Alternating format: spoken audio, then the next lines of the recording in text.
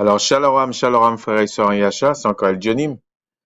Je vais faire un petit partage, et puis d'abord que le Tout-Puissant vous bénisse, vous garde, vous élève au temps convenable, vous délivre au temps convenable, et que l'ange du Tout-Puissant qu'il a mis autour de vous, qui campe autour de vous, euh,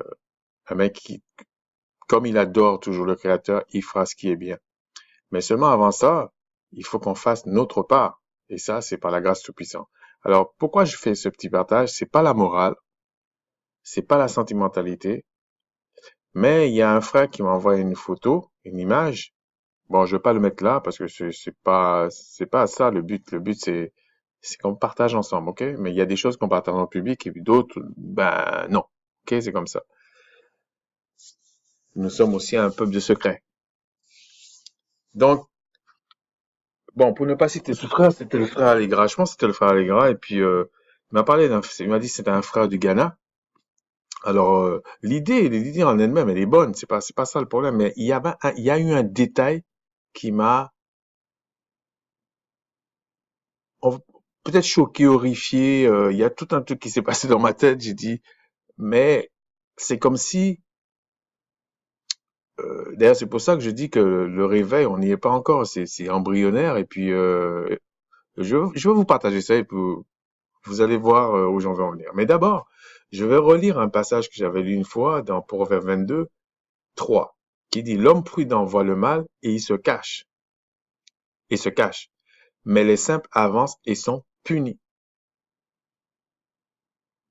Ça veut pas dire les débiles, hein. C'est pas ça. Les simples, c'est parce que si vous voulez, de même que dans la maison du Créateur, comme Yahshua avait dit, je veux vous préparer une place parce qu'il y a plusieurs demeures dans la maison de mon Père. Il y a plusieurs types de corps spirituels. Par exemple, il y a bien une différence entre les anges de présence et les archanges, etc. et un simple ange, même si tout le monde adore le Créateur. Et à chaque niveau de responsabilité et d'autorité, vous avez une puissance. Parce que le royaume est basé sur la sagesse. Euh, je vais revenir à ce que je voulais vous dire. Donc j'ai pas vraiment tout préparé, mais je sais exactement ce que je veux vous dire. Alors, si on va vous allez voir où je vais en venir, hein. euh, Lévitique 23, qui parle, euh, alors avant de parler de Lévitique 23, je vous avais dit que c'était le 7e mois et que au niveau du Shabbat, là, il faut bien savoir ce qu'on dit. Pourquoi j'avais dit ça? J'avais pas tout dit en fait dans l'ancienne vidéo. Pardon, j'avais pas fait une petite récap. De ce que je voulais dire, c'est que beaucoup de personnes disent qu'il y a le Shabbat et dans la tête de chacun, le Shabbat c'est le 7e jour. Là, on est tous d'accord. Il y a un type de Shabbat qui est le 7e jour. Et souvent, on fait référence à ça de la Genèse. C'est pas faux non plus. Mais là, je vous ai montré que le premier jour, c'était un Shabbat du 7e mois. Donc, le 8e jour également, puisqu'il faut 6 jours travailler et un jour de repos. Donc, le 8e jour, le 10e jour, le 15e jour, le 22e jour, etc. Donc, vous voyez bien que entre le huitième, entre le 8e et le 15e, il y a bien 8, 10, 15. Donc, entre le 8 et le 10, il n'y a pas 6 jours de travailler. Et je vous dis, c'est pas contradictoire. Parce qu'il y avait des généralités et puis des cas particuliers que le créateur montrait. Ça veut dire qu'en dehors de ces cas particuliers, il fallait respecter 6 jours travaillés, un jour de repos. C'est comme ça. Donc, ça étant dit, ce jour-là, ce 10e jour-là, bon, je vais le dire direct, hein, parce qu'il faut que vous lisiez vous-même. Alors, je pense que c'était le verset premier jour. Euh,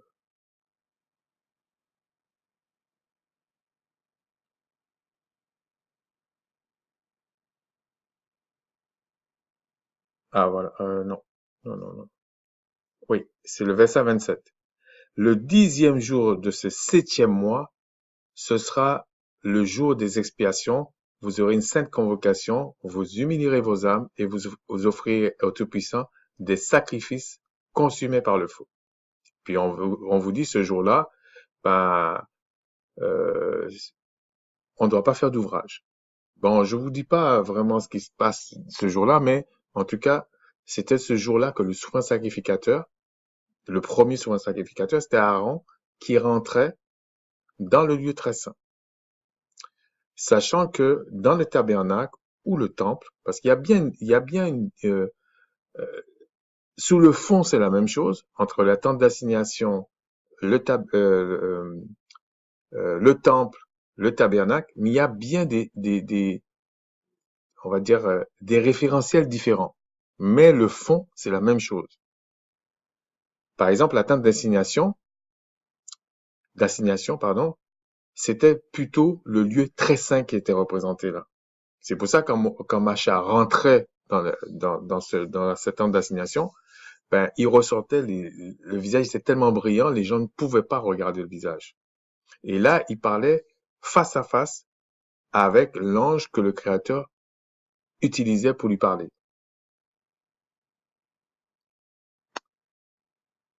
Parce que l'homme est fait à l'image du Créateur, mais c'est quand même pas le Créateur. Donc, bon, ça, c'est autre chose, ok? Donc ici, ce que j'essaie d'expliquer, c'est que dans ce lieu très saint, dans cette tente d'assignation, Aaron rentrait pour faire certaines choses, puisque on va le voir, ok? On va aller dans, est-ce que c'est ici? Oui, c'est ici. On va aller dans Exode 28, mais avant ça, le souverain sacrificateur avait quelque chose sur lui, un pectoral avec les 12 tribus d'Israël. Donc ça veut dire que même ceux qui disent qu'ils ont été convertis et puis ils ont créé le judaïsme, ils sont pas sur ce pectoral. C'est même pas une question j'aime ou j'aime pas. C'est pas vrai. Donc, les étrangers qui se convertissaient, en plus qui étaient au milieu d'Israël, ils n'étaient pas justifiés par le souverain sacrificateur. Non. Ça ne veut pas dire que le Créateur ne pouvait pas bénir un étranger qui était au milieu d'Israël. Mais il n'avait pas le même héritage. Son nom n'était pas porté sur le pectoral. Et ce qui concerne le livre de vie, c'est quand même ceux qui sont justifiés par ce pectoral, avec un sacrifice. Et ça, c'est le Créateur qui fait ces choses. Donc, si certains sont pas contents, ben, qu'ils aillent voir le Créateur et puis lui dire, mais pourquoi t'as fait comme ça? Ben, il se débrouille. Mais si on regarde les écrits, la personne me prend les écrits pour m'expliquer ça, ben, les écrits se justifient par elles-mêmes. Donc, on va voir pour le Lévitique 28, euh, parce que je vais pas tout lire, ok? À chaque fois, je vais pas tout lire. Vous allez le lire. C'est pour ça que je cite Lévitique 28. C'est un chapitre, c'est pas très long, en fait. On dit, verset 15, 28-15. Tu feras le pectoral du jugement, artistement travaillé, tu le feras du même travail que l'éphod, et tu le feras d'or, de fil bleu, pourpre et cramoisi, de fin lin retors. Il sera carré et double, et sa longueur sera d'un épan, et sa largeur d'un épan. Et puis, il va être garni de certaines pierres. Donc, chaque tribu avait une pierre qui le symbolisait. D'ailleurs, c'est pour ça que les peuples, bon, je vais pas aller là-dedans, mais simplement les peuples qui mettent sur eux certaines pierres,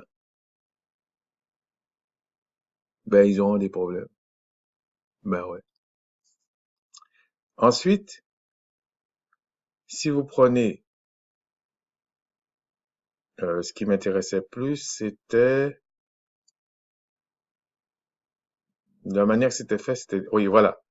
Et puis il dit, verset 17, tu y enchâsseras une garniture de pierre. Donc, 4 rangées de pierre, première rangée sardoine, etc. Mais il dit au verset 21, il y en aura 12, donc pour les 12 tribus, d'après les noms des fils d'Israël. Et puis on vous dit, elles seront gravées comme des cachets, chacun avec le nom de l'une des 12 tribus. Et puis il vous explique que le pectoral, il va le mettre sur lui. Et ce pectoral-là, euh, il le mettait pour être justifié devant le Créateur. On ne dit pas que cette tenue-là, il le mettait tous les jours, comme j'ai entendu à un moment donné les gens dire. C'est faux. On ne pouvait pas reconnaître le souverain sacrificateur euh, partout, parce que c'est des choses saintes, même très saintes. Donc, quand il fallait aller justifier le temple, le temple, Israël, une fois par an, il y avait une tenue pour ça. De même que les fils d'Israël, les Aaron et les fils d'Aaron avaient une tenue particulière pour servir dans le temple. Et le service dans le lieu très saint se faisait une fois par an. Et il n'y avait que le souverain sacrificateur qui pouvait rentrer. Alors pourquoi je dis ça? C'est parce que ce que le frère m'avait montré, c'est que il y a un frère au Ghana. Bon, il y en a peut-être d'autres qui le font en cachette, hein, mais lui, au moins, il le fait clairement. Hein. Et je pense pas que c'était une mauvaise intention, mais les choses spirituelles, c'est pas de la sentimentalité. Et dans les tenues, ils mettent euh, euh, une sorte de pectoral, bon, collé sur le vêtement avec les 12 tribus. Mais la question que je me pose, c'est est-ce qu'on lit les mêmes écrits? Parce que c'est une abomination de faire ça. C'est comme si exactement les fils d'Aaron, je dis les fils d'Aaron, avaient ce pectoral sur eux. C'est une abomination, en fait. Et je vais vous montrer pourquoi je dis ça. Alors, on prend Lévitique 16, à partir du verset 1. Le Tout-Puissant parla à Macha après la mort des 2 fils d'Aaron qui moururent en se présentant devant le Tout-Puissant. Parce qu'en fait, ils sont entrés dans le lieu très saint. Pourtant, ils devaient servir dans le lieu saint. Et ils sont entrés, l'ange qui était là les a frappés. 2 sont morts. Le Tout-Puissant dit à Macha, je lis la suite, hein, parle à ton frère Aaron afin qu'il n'entre pas en tout temps dans le sanctuaire. Qu'il rentre pas en tout temps dans le sanctuaire. Non.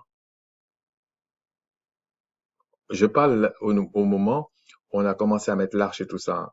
Tout à l'heure, j'ai parlé de la tente d'assignation, mais comprenez que je parle quand il y avait l'arche. Okay? L'arche de l'Alliance.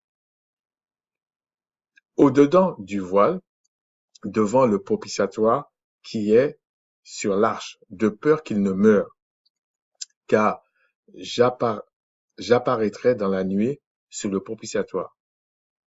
Et puis il explique de quelle manière Aaron devait rentrer. Et là, il explique vraiment qu'il fallait prendre un jeune taureau pour sacrifier, etc. Et on voit plus tard qu'un agneau suffisait quand il y avait vraiment quand ils étaient rentrés quand ils avaient bâti Israël en fait. Et là, on montre ici que le Créateur lui dit clairement, même Aaron ne peut pas rentrer quand il veut. Donc je me dis, si les fils d'Aaron ont été frappés, qu'est-ce que ça signifie quand on met ça sur un vêtement? C'est-à-dire que ils ont même pas osé mettre ça sur leur vêtement parce que c'était déjà interdit. Donc si la personne met ça en parce que je sais d'où ça vient en fait. C'est parce que dans les dénominations, on fait quoi? Ce passage-là. Attendez. On va aller dans Hébreux 9. Et on va prendre à partir du verset 11. Mais Christ est venu comme souverain sacrificateur des biens à venir. Jusqu'à là, on est d'accord. Souverain sacrificateur. Dès que vous entendez souverain sacrificateur, sachez, associer ça à lieu très saint, dans le temple, dans le tabernacle. Il a traversé le tabernacle plus grand et plus parfait, qui n'est pas construit de main d'homme, c'est-à-dire qui n'est pas de cette création. Ça veut dire que c'est dans les lieux célestes, le véritable. Peut-être que même c'est au-dessus des cieux. Et il est entré une fois pour toutes dans le lieu très saint, donc la partie très saint, qui était séparée par un voile, parce que ce serait trop long le partage, ok? C'est séparé par un voile entre le lieu saint et le lieu très saint. Non avec le sang des boucs et des veaux, puisque Aaron faisait comme ça, mais par son propre sang ayant obtenu une rédemption éternelle. Et puis il explique qu'en fait, on prend le 15, hein, et c'est pour cela qu'il est le médiateur de nouvelle alliance. C'est pour ça qu'ils disent nouvelle alliance, ancienne alliance, mais c'est une alliance. Bon, c'est une alliance. C'est pas de nouvelle loi. Afin que la mort ait intervenu par le rachat des transgressions commises sous la première alliance, ceux qui avaient été appelés reçoivent l'héritage éternel qui leur avait été promis. On peut reprendre? On va le reprendre. C'est pour cela qu'il est le médiateur d'une nouvelle alliance. On va dire, ah, c'est nouveau, donc tout ce qui est ancien est passé, on s'en fout. Non! Afin que la mort étant intervenue par le rachat des transgressions commises sous la première alliance, donc là on est d'accord, ceux qui ont été appelés reçoivent l'héritage éternel qui leur avait été promis. À quel moment ça a été promis? Ah ben, sous l'ancienne alliance, comme ils disent. C'est là que ça a été promis, en fait. Et ça a même été promis à Abraham. Ça a été même promis depuis Adam et Ève. Donc, c'est pas quelque chose de nouveau. Mais quand on dit nouvelle alliance, ça veut dire qu'il y a des aménagements, des choses qui ont été rectifiées.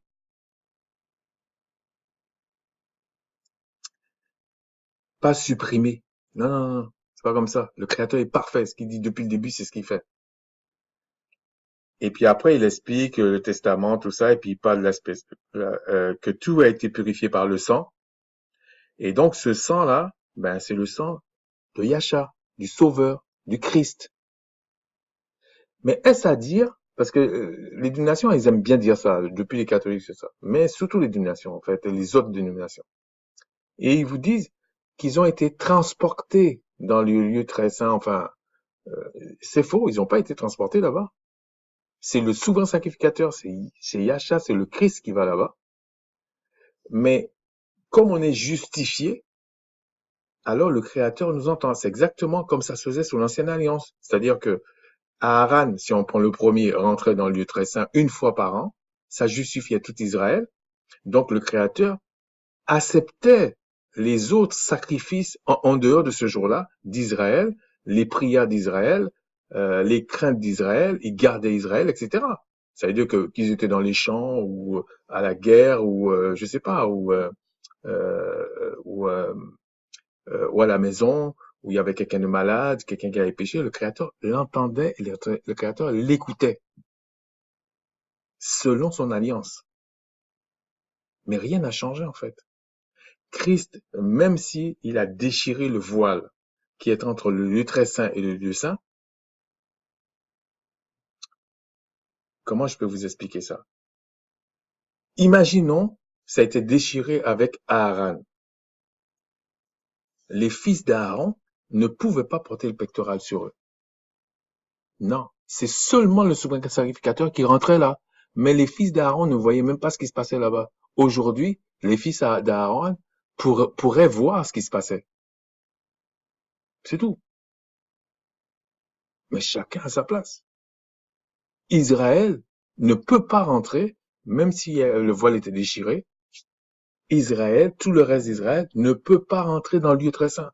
C'est le souverain sacrificateur seulement qui rentre là-bas. C'est tout. Chacun a sa place. Le Créateur, c'est un seigneur d'ordre. Parce qu'à chaque fois qu'il va donner une autorité, c'est pour ça qu'il faut prier le Créateur pour lui demander votre vocation. Qu'est-ce que vous êtes fait pour quoi? Selon lui, dans son plan. Voilà, c'est tout. Et là, il faut commencer, euh, il va commencer par vous émonder, hein, vous dire, de vous permettre d'arrêter ça, arrêter ci, arrêter ça. Il n'y a pas de blague là. Ensuite, il vous donne une autorité et une puissance avec vous. C'est pour ça qu'il dit l'ange du Créateur campe autour de ceux qui le craignent. Vous voyez que l'ange du Créateur va être là comme ça, et puis va aller faire les bêtises que vous lui demandez. Mais ça va pas, non? Non, c'est pas possible. Donc, quand vous venez au Créateur, demandez-lui de vous apprendre comme un enfant. Arrêtez de lui raconter n'importe quoi. Arrêtez de faire quoi que les dénominations n'ont rien. Ils savent rien. Donc, comme c'était dans pas longtemps, ça va être le jour, le 10e jour du mois.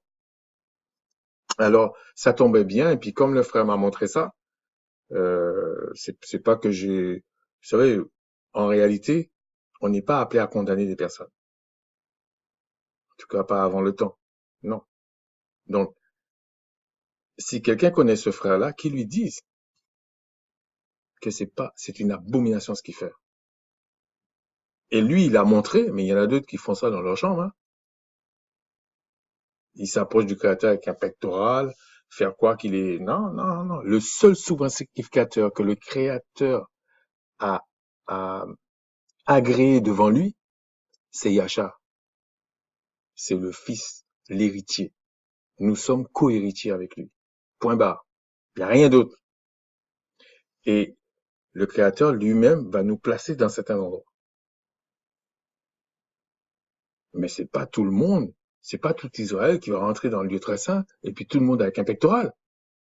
Mais c'est une abomination de penser ça. Et c'est ce que on fait croire aux gens. On a même été au point de faire croire que certains disent que on est tous convertis. Donc, alors il y en a une partie qui dit on est tous convertis. Donc ils laissent croire que parce qu'ils sont convertis, ils sont justifiés par le souverain sacrificateur. C'est faux. Il y en a d'autres qui disent non, mais tout est spirituel. Donc, non, mais c'est faux ça.